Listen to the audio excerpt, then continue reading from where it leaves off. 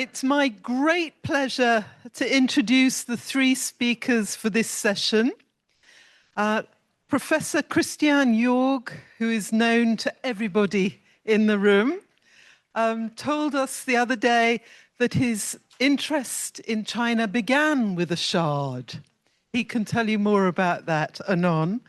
But suffice to say that his 120 books have inspired all of us in the room, from the early days of the VOC and Cornelius Pronk, all the way through to the work on Dresden. So you've had an enormous impact on the field. And we look forward to listening to your talk about Chinese blue for the Netherlands. Thank you very much.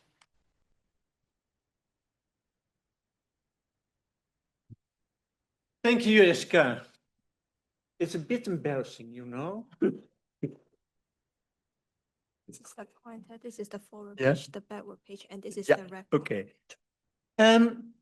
I join the other speakers in thanking all of these people who have organized this, who made it possible for us to give talks here, who really provide a global view of the blue and white.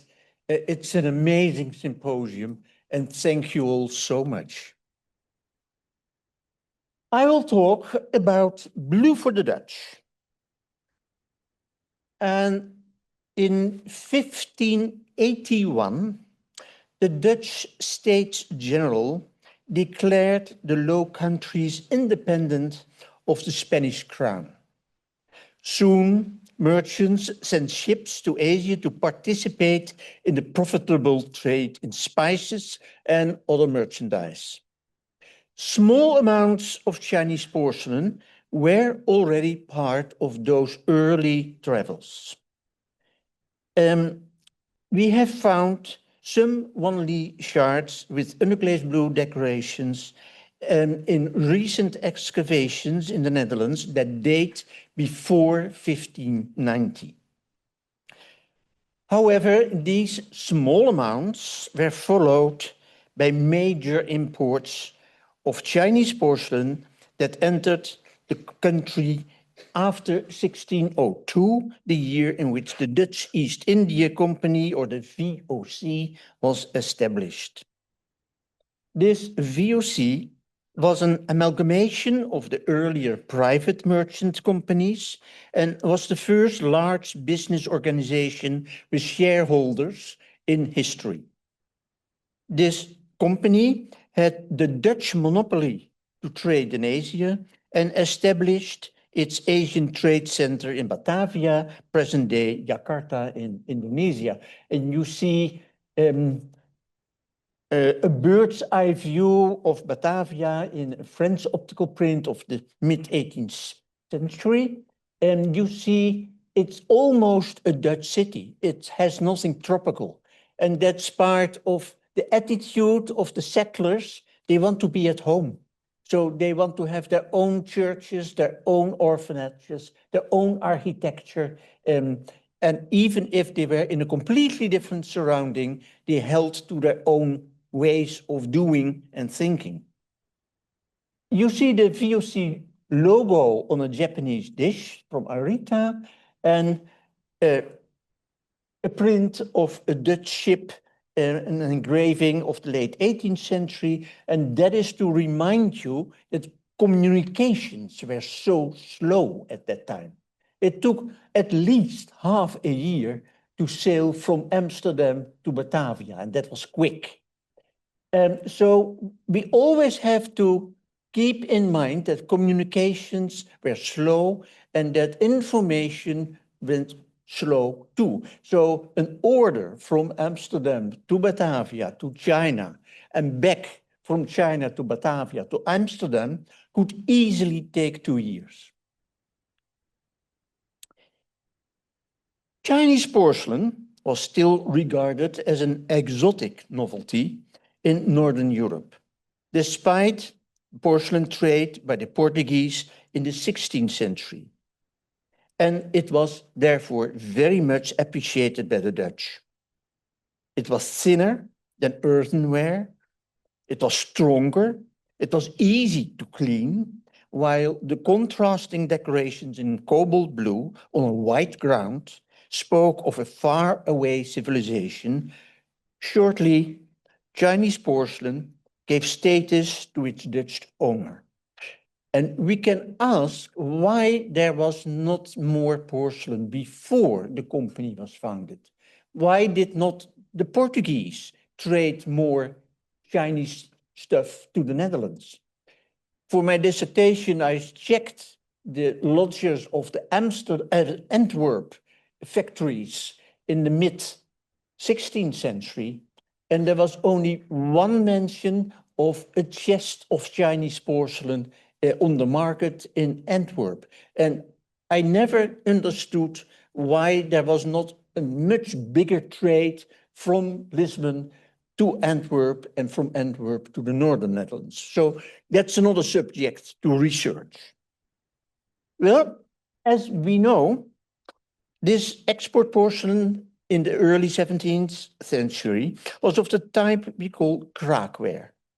It was made in Jingdezhen in serial production in standard sizes with rather uniform decorations of flowers, animals, and auspicious motifs. The rim decoration often composed in panels that also figured as segments on the body of closed shapes. This neutral decoration, always done in underglazed blue, secured a wide distribution, not only in Holland, but also to Japan and to Southeast Asian markets with the Islamic customers. But Christine will tell you much more about the kraak meant to be in the Netherlands. The VOC did not buy porcelain itself in China. They were not welcome there, but they bought on the different markets in Indonesian archipelago, and accordingly, the amounts shipped home via Batavia differed each year.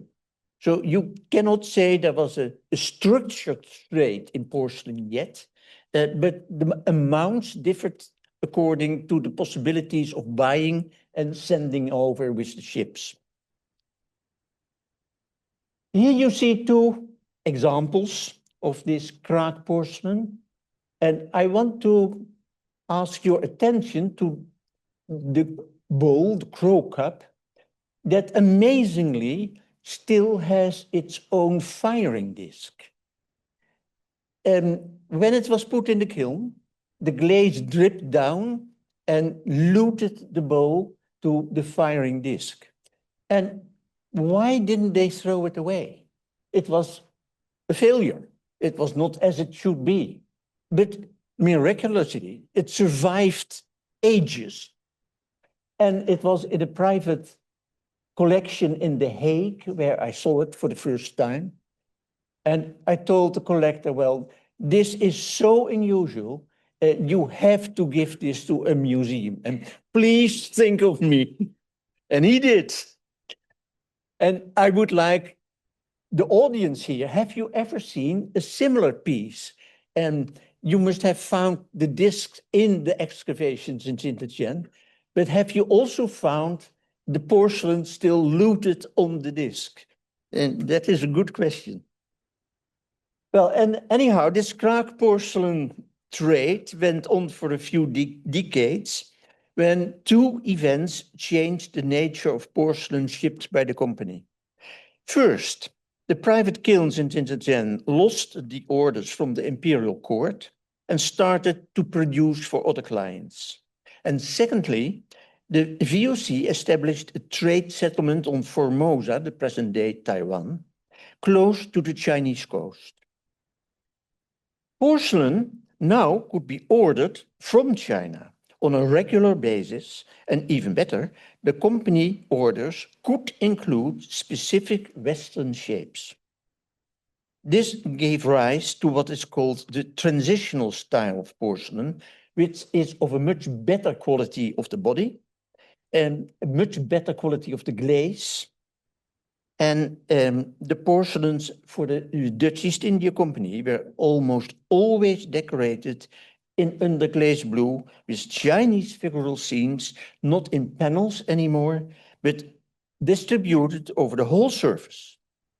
And here you see two of those Western-shaped transitional pieces, a beaker that is clearly made after a metal shape, maybe silver, maybe pewter, and a mustard pot that is interesting because you see over there a gap in rim.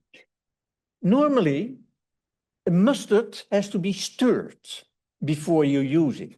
With a wooden ladle, silver will be black. And the normal way of doing that is through the top. There is a notch here and that is open, and that was meant for the small wooden ladle to stir the mustard. Later, in the 18th century, they provided a silver mount. And so they closed the top.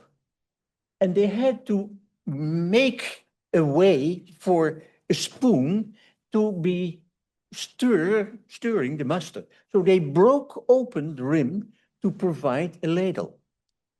When you have a restorer who sees this, they always say, oh, we have to fill this. That's damaged, it's broken.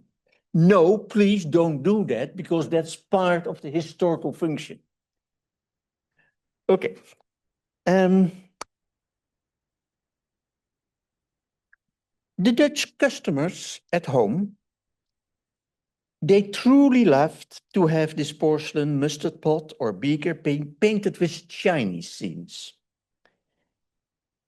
However, we should not forget that the traditional cracked porcelain continued to be made, as is clear from the finds in the Hatcher rack of 1643, which was this time for Batavia. You see a mixture of transitional porcelain of high quality, and for instance, this dish, which is now in the Leeuwarden Prinsessenhof Museum in the Netherlands, that is contrasting with the not so well-made crack style porcelains that also were figuring in the rack. So there is a way that the merchants were not sure what they could sell to which market. So they produced both in the ship. And what we don't know either is this Chinese junk shipwreck maybe also held pieces for the Japanese market that would be distributed through Batavia with VOC vessels to Japan. So that's not a subject for research. Then in 1644, the Ming dynasty was replaced by the Qing, and civil wars prohibited exports of porcelain, and in the late 1650s, the VOC started buying porcelain in Japan. To their surprise, apart from the underglaze blue wares, some of this Japanese porcelain made in Narita was painted in overglaze enamel colors. After half a century of Chinese blue, this novelty became most appreciated in the Netherlands. So Japanese porcelain suddenly was much more popular than the traditional Chinese blue and white, and fetched much better prices than the Chinese ever had. The Japanese were clever enough to copy the Chinese style crack decoration, but then they replaced the decoration with colors. And the interesting question is where the color production came from. Is that from Kyoto? It was not indigenous in Narita, as far as I know. We have the Kokutani pieces that were influential, maybe. So I would like to ask Japanese archaeologists if they have information of how this sudden explosion of colors of overglaze enamels was happening in Arita in a very short time. Because in the mid-1650s, the private traders, company traders that were stationed in Nagasaki, and they brought home pieces to Amsterdam, to The Hague. They were very expensive. And so the directors of the Dutch East India Company complained that they had no part in this Japanese porcelain trade. So then they sent over orders to Nagasaki to buy for the Dutch market as well.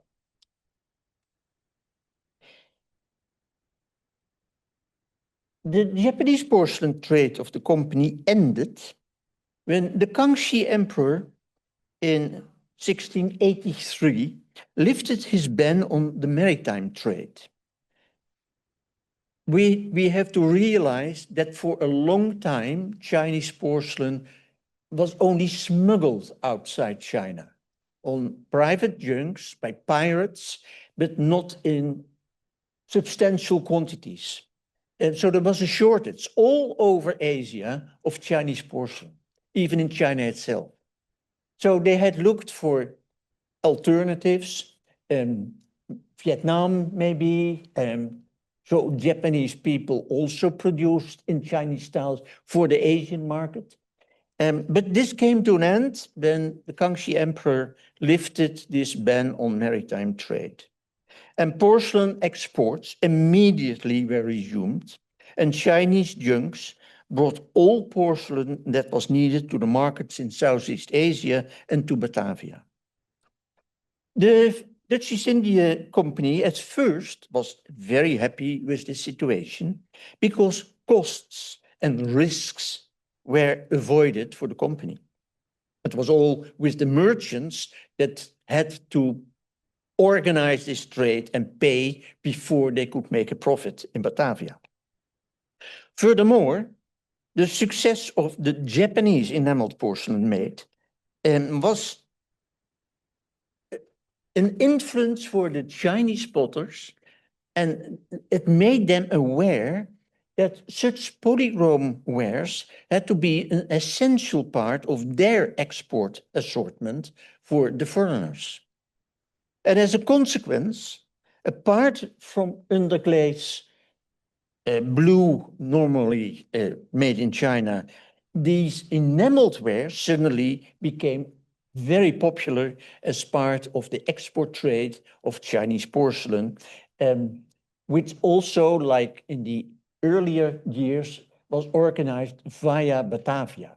Batavia was the trade hub, and in Batavia you could find all kinds of nationalities and merchants and ways of shipping from Batavia to the islands or to Japan or to Europe. Well, the Dutch East India Company was important, it had a monopoly, but when these Chinese junks with porcelain came to Batavia, private merchants in the city also could buy from these Chinese junks. And soon these private merchants made much better prices and much better profits than the company ever could do. And this, in fact, stopped the company in buying Chinese porcelain after 1693. There is a document from the directors in Amsterdam telling the Governor General in Batavia, don't buy anymore. We cannot make a profit. The private trade is much better. They are much quicker. Leave it to them and don't spend money on a not successful item that we can't sell at the auctions in Amsterdam. So they left it all together to the private trade to provide customers in the Netherlands. This means that after 1693, all Kangxi porcelain that reached the Netherlands was private trade. It was not company's trade.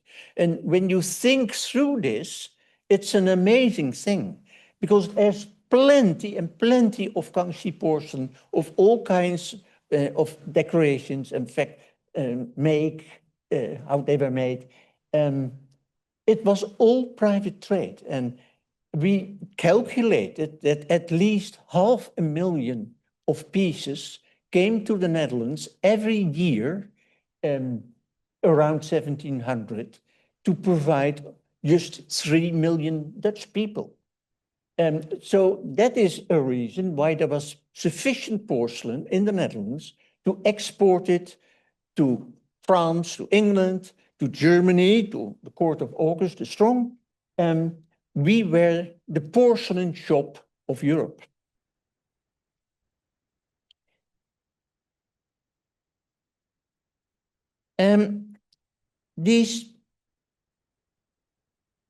This explains why there is such a great variety of porcelain that suddenly appeared on the Dutch markets. And these private shipments included, of course, much underglazed blue porcelain for daily use, like plates and dishes, and lots of teawares, reflecting the new fashion of drinking tea in Europe. And the cargo of the wreck of the Vungtau of around 1695 is a good example of the porcelain shipped at the time for the Netherlands. But apart from these ordinary wares, pieces made to order were the specialty of the private trade. And this could be an exclusive shape, like a coffee pot, or porcelain with European scenes, with armorials, or a salt like this with open-work sides, that the Chinese had no idea what the function could be, but in the Netherlands, they were very welcome. In fact, at that time, around 1700, Chine de Commande became a serious part of the porcelain imports in the Netherlands. But besides the underglazed blue, the colorful enameled porcelain reached the Netherlands as well. Yeah, you can see here the Familie Vert pieces with the traditional altar pieces, the 3 pieces you put on the Chinese altar with the border decorations of the auspicious animals, and even a tiger. But next to the Chinese traditional motifs and decorations, we also see European shapes like beakers, drinking vessels made after a glass model, or a cooler for a bottle of wine, and that was a very luxurious item. The Vungtau, in its blue and white wares, also demonstrated how there was a shift in fashion and in use of porcelain in the Netherlands. It became more decorative. We have the garniture. I have no picture, but that was a new shape, a very splendid status-enhancing object that you put on the cabinet in your official rooms. But the beaker on the left is also a good example of how we used porcelain in new ways and with new shapes.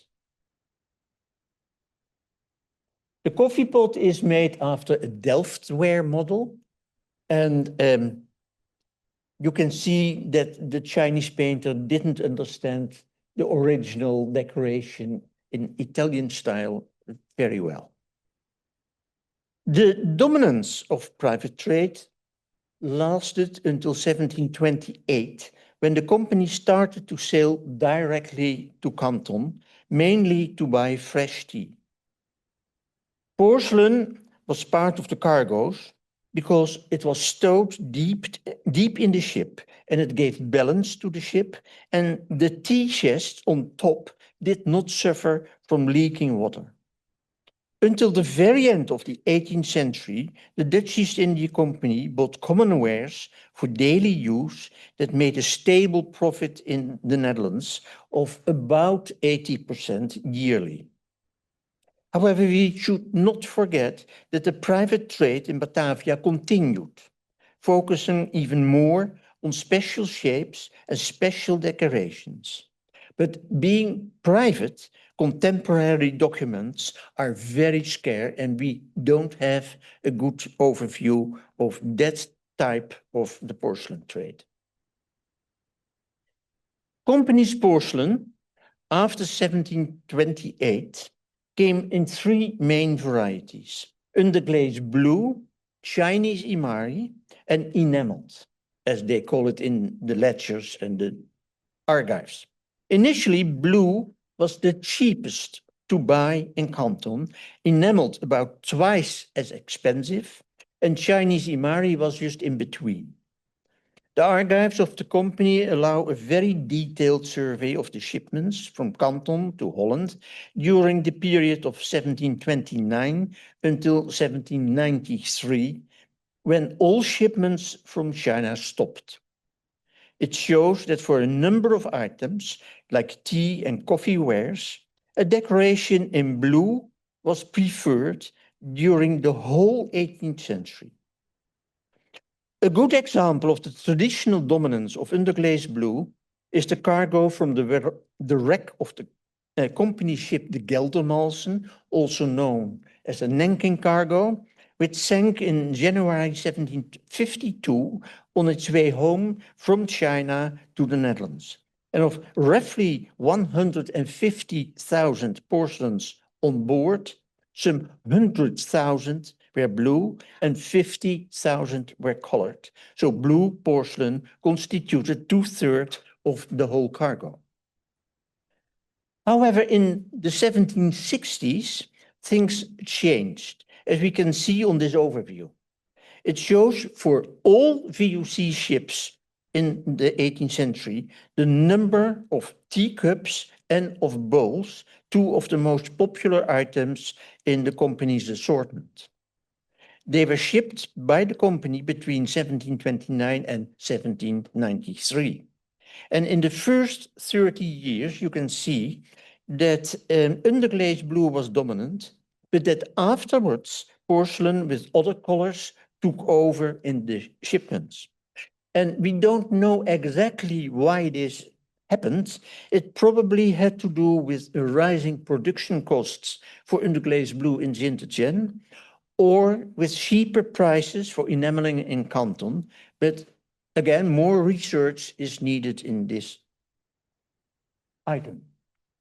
So to conclude, the Dutch preference for underglazed blue porcelain that originated in the early 17th century had long-lasting effects. And as I said, even today, people in the northern parts of the Netherlands still cherish their pieces of blue porcelain as part of their identity at home. Thank you.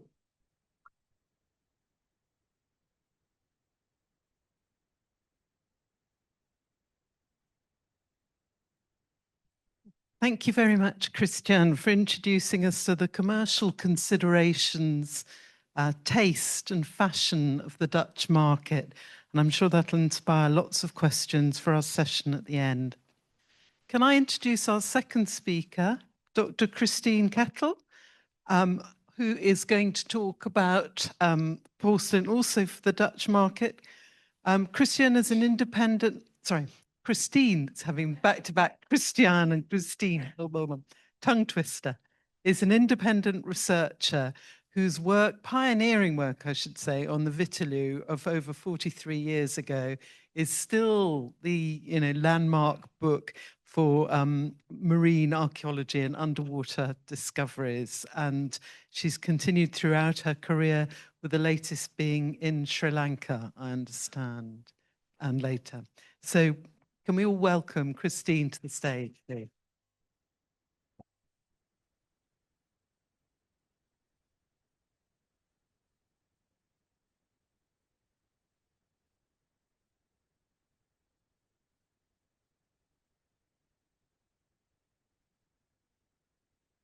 Oh, is this forward and backward? Okay. Well, good morning, everyone. And just like everyone else, I'm very honored and pleased to have been invited to this wonderful symposium. and encouraged by my good friend Guang Yu, because I also had to choose between two. 3 weeks ago, I was standing in Jingdezhen, and now I thought, well, why not do both? So, and well, Christian has, my fellow countryman, has already introduced the history of the beginning of the Dutch East India Company. So I'll just quickly follow up on that. As he already explained, there were private companies before the VOC started, because, as he already also said, and I'm also intrigued by that question, why did we not get more porcelain from Antwerp? So because we didn't, and we didn't get any more spices or other things, the merchants and rich, what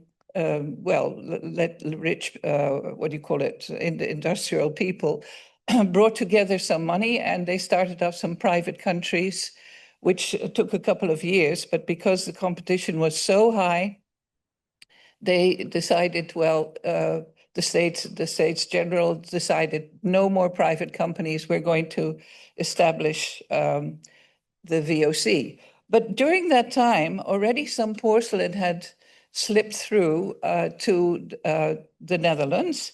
And we can see that by way of two comparisons.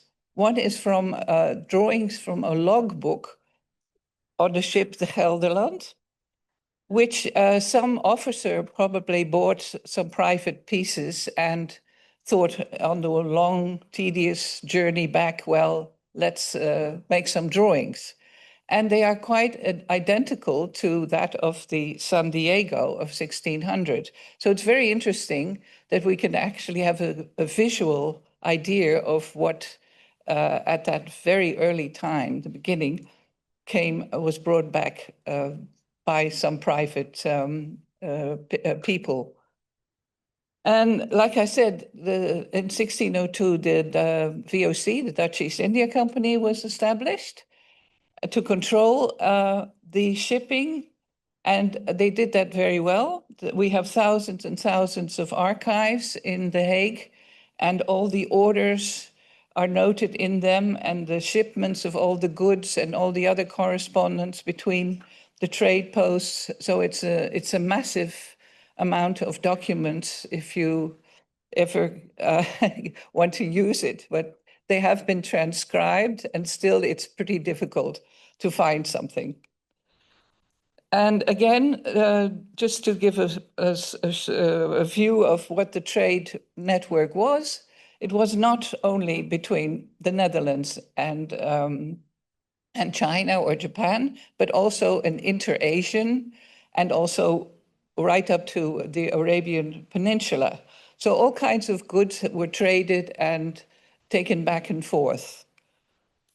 Well, the main trade posts at the beginning were actually two, and that was Patani, and somehow or other it has been overlooked. So while I was doing research for my thesis, I noticed that there are a lot of references to a place called Patani, where a trade post was shortly had been there by the VOC, and there are notes, there are documents referring to the purchase of porcelain there from the Chinese. And the other one is Banten or Bantam, which was the first main trade post on the tip of Java, where actually all the merchants from all over Asia came to trade with each other. And of course, the VOC also wanted to have part of that. Well, what were the orders for porcelain? That's what I'm going to concentrate. And I was very happy to hear that somebody said, well, we're now going to the use of porcelain. The orders, in 1607, there's an order that they want the VOC directors, they make these orders and they send them with the ships to the trade posts in Asia. Well, one of them is that, one of the earliest ones, we want a number of dishes as those we use daily, just in the shape like our tin saucers. Of course, that's quite logical because that's what you eat from, at least that was the idea. And what were these? Well, flatware and all kinds of crockware. All of it was made to order because they had a lot, they needed quite a lot, and they also ordered a large amount.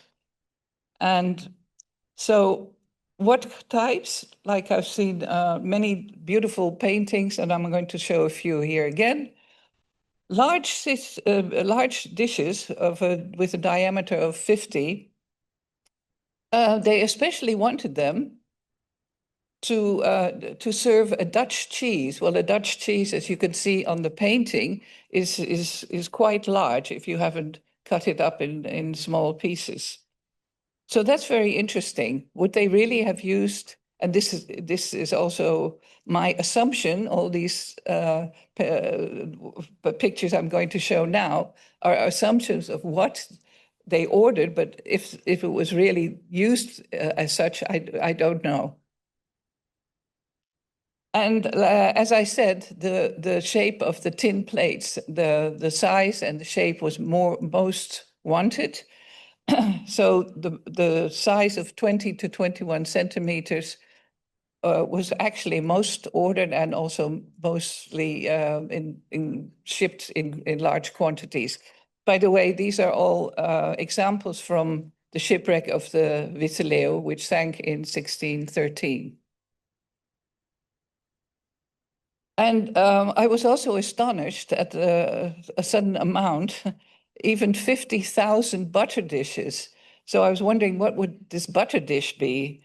And of course, there are lots of paintings, if you take a close-up, that you have some butter on it.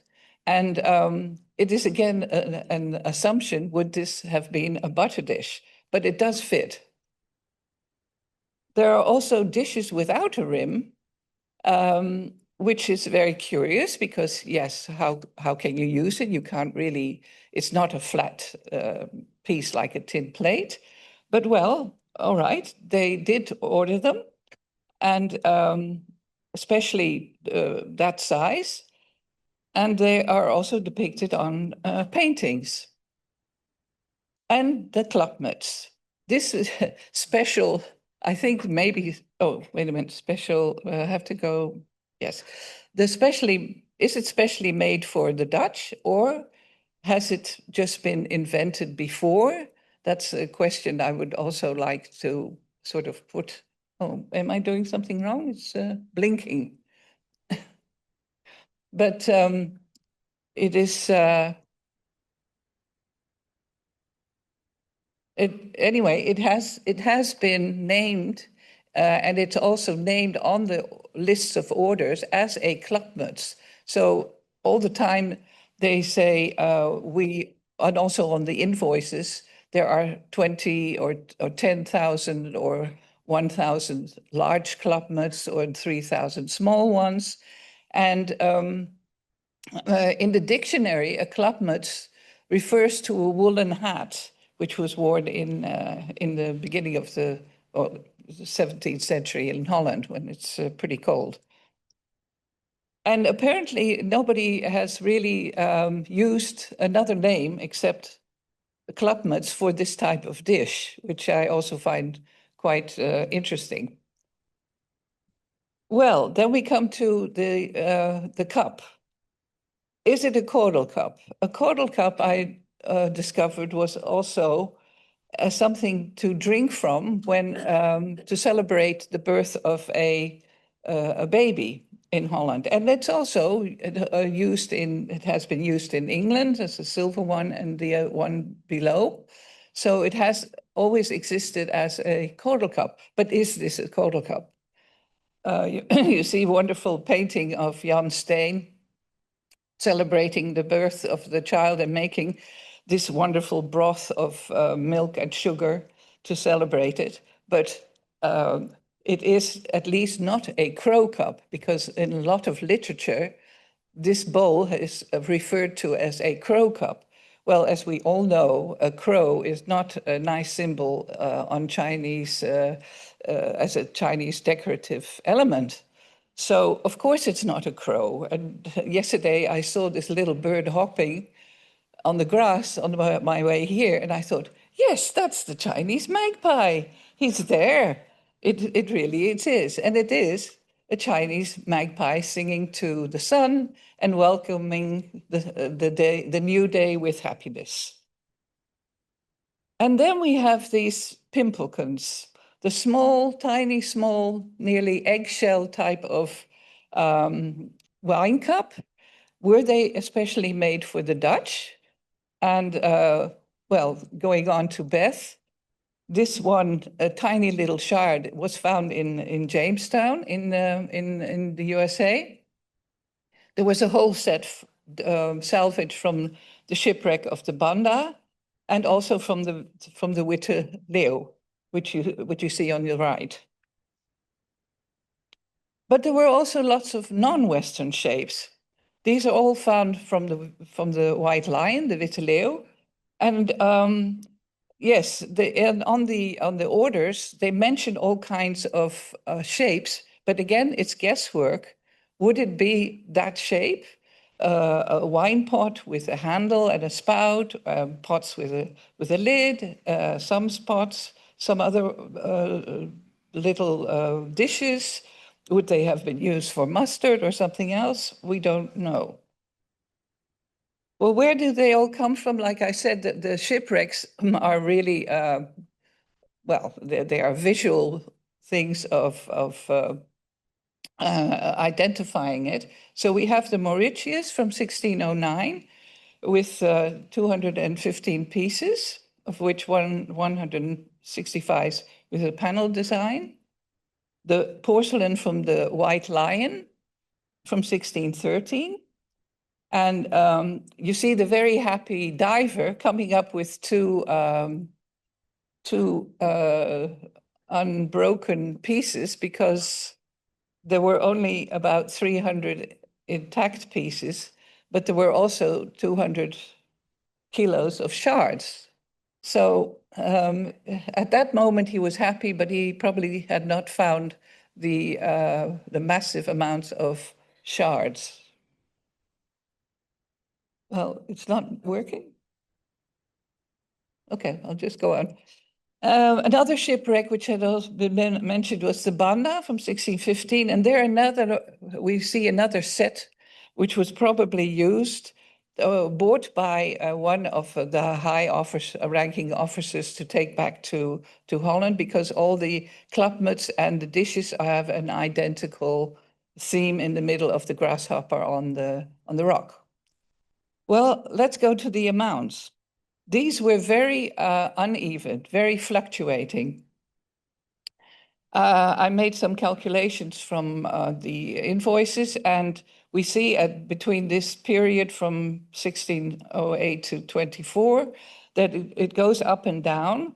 I can't explain why. Maybe there was some misfiring. There were some things which had been going on which prevented a steady flow, but it was also, of course, a couple of years between each shipment to get back to the Netherlands.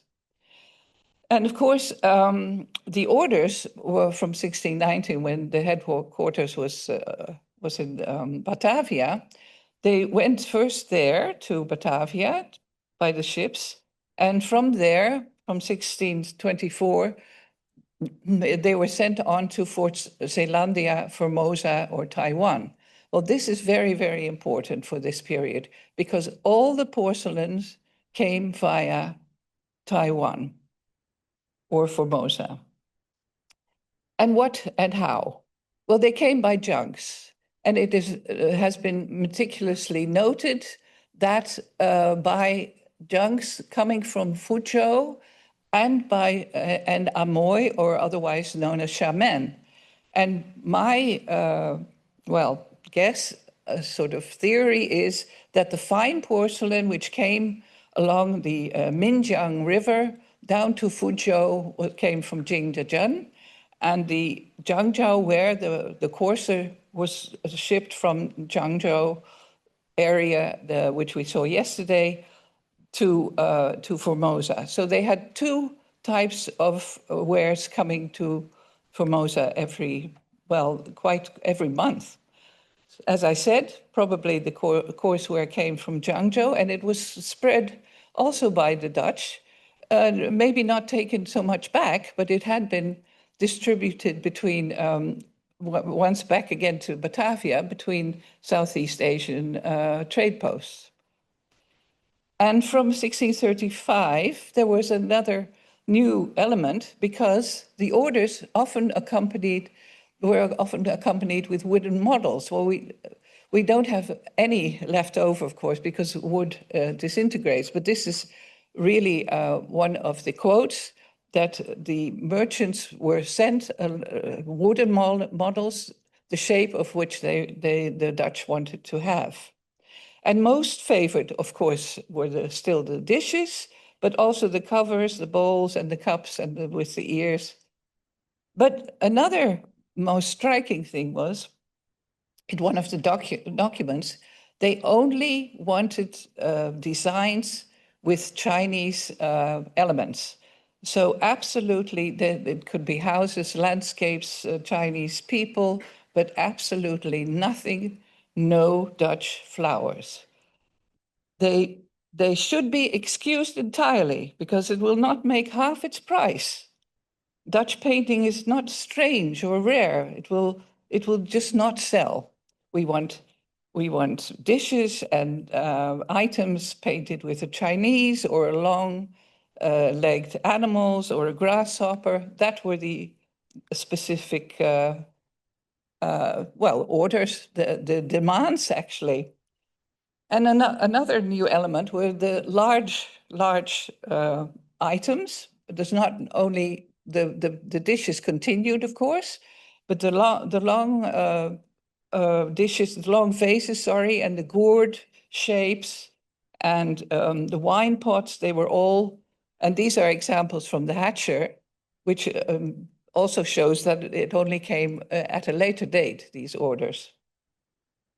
And my question, which I put forward at another lecture, would the transitional type of Chinese painting have been adapted to suit the items for the Dutch?